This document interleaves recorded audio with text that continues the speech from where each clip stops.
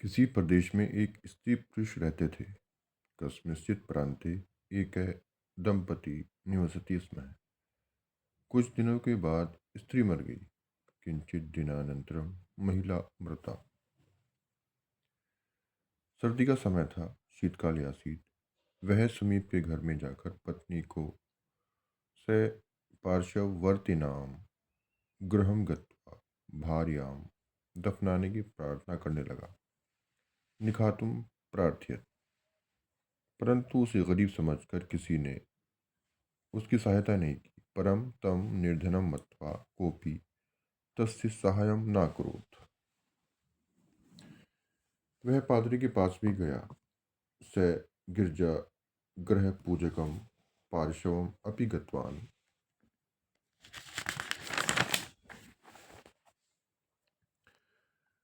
उसने मोहरे मांगी। स दीनारान याचियत। अंत में वह अकेला गड्ढा खोदने लगा। अंते स एकाकी गट खनने लगना। जब वह जमीन में कुदाली मारता है, यदा स भूमौ कुदाली काम क्षिपति, तब सोने के घड़े को देखता है। तदा स्वर्ण घटम पश्यति। वह सोने का घड़ा लेकर स स्वर्ण घटम नीत्वा अपने घर की ओर चल पड़ा। स्वगृहं प्रति प्रचलितः। धन से क्या नहीं होता, धनेन किम न सिद्ध्यति। अब सभी उसकी सहायता के लिए तैयार थे। संप्रति सर्वे तस्य सहायार्थम सन्नद्धा आसन। वह सोने की मोहर लेकर स एकाम स्वर्ण मुद्राम नीत्वा फिर पादरी के पास आया। पुनः गिरजागृह पूजकम पार्श्वम अगच्छत। पादरी ने कहा, मैंने पहले ही कहा था, पूजक अवदत अहम पूर्व में उक्तवान, कि धन के बिना कुछ नहीं हो सकता। यत धनेन बिना किमपि न सिद्ध्यति। उसने कहा, सोने की मोहर पकड़। सप्रवाच गृहणाय स्वर्ण मुद्राम। पादरी प्रसन्न होता हुआ उसका अंतिम संस्कार कर रहा था। पूजक प्रसन्न सन तस्या औध दहीकम कुर्वनासीत। घर आकर पादरी ने विचार किया। गृहमागत्य पूजक अविचार्यत।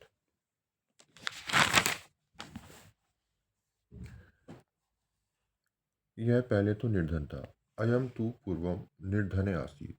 अब धनी कैसे हो गया। संपत्ति धनी कथम संजाता। पादरी ने उससे पूछा, सच बता। पूजक तम अपृच्छत सत्यम वद। तूने इतना धन कहाँ से प्राप्त किया। त्वम यद धनम कुतः प्राप्तवान। उसने पादरी को सारा रहस्य बता दिया। स पूजकाय सर्वम रहस्यम निवेदितवान। पादरी अपने घर लौटकर दिन भर विचार करता रहा। पूजक स्वगृहं प्रतिनिवृत्य यावत दिनम विचार्यति। कैसे उसके सोने के घड़े को हाथ में लूं।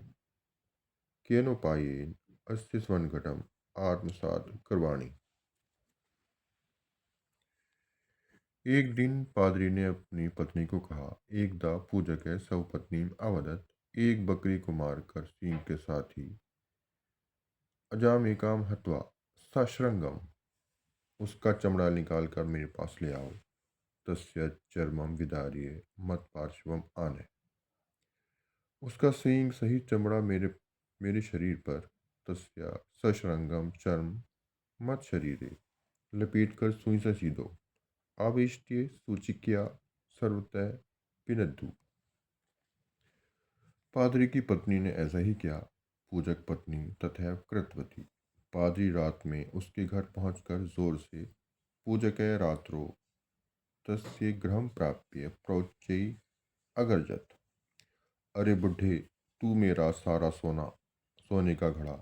अरे वृद्ध, त्वं मदीयम संपूर्णम स्वर्णम घटम शमशान से ले आया। कायस्थानात् आनीतवान असि।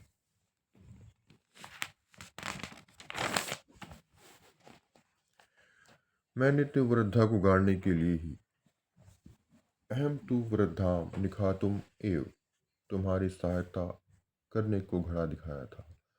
तव सहाय करनाय घटम प्रदर्शितमासीत। उस आदमी ने पादरी को साक्षात पिशाच माना। स नरे पूजकम साक्षात पिशाचम मत्वा। दोनों हाथ जोड़कर शेष रहे सोने की घड़ी को हस्तो सहतो कृत्वा आविष्टम अवशिष्टम स्वर्ण घटम उस पादरी को दे दिया। तस्मै पूजकाय प्रदत्तवान। पादरी शीघ्र ही सोने की घड़ी को अपने घर लाया। पूजक स्वयमेव तत्स्वर्ण घटम स्वगृहम आनितवान। खुद भयभीत होकर कुटी के अंदर छिप गया। स्वयं च भयभीत सन कुटीरभ्यंतरे निलीन।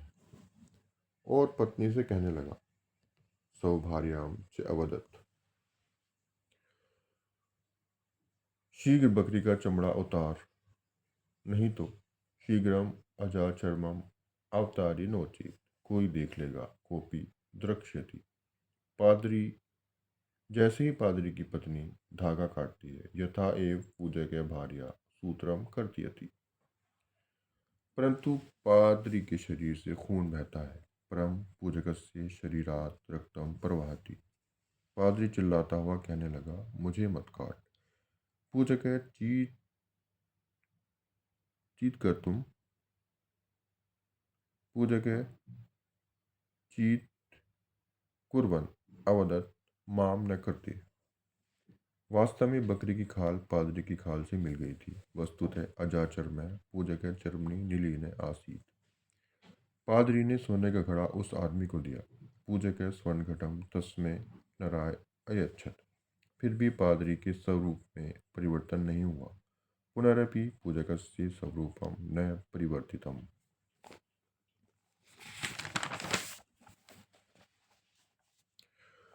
जो लोग वास्तव में निर्धन की सहायता नहीं करते, ये जना वस्तुतः निर्धनस्य सहायं न करोति स्म न कुर्वन्ति।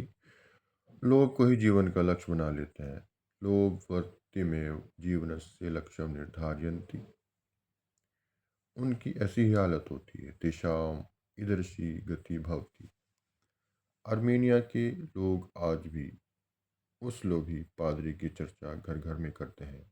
आर्मेनिया वासिनश्च अद्यापि तस्य लोभविष्टस्य पूजकस्य चर्चा गृहे गृहे कुर्वन्ति। हमारे चैनल अगर हमारी सामग्री आपको अच्छी लगी हो तो चैनल को लाइक करें, चैनल को सब्सक्राइब करें और अपने मित्रों दोस्तों के साथ शेयर करें। धन्यवाद।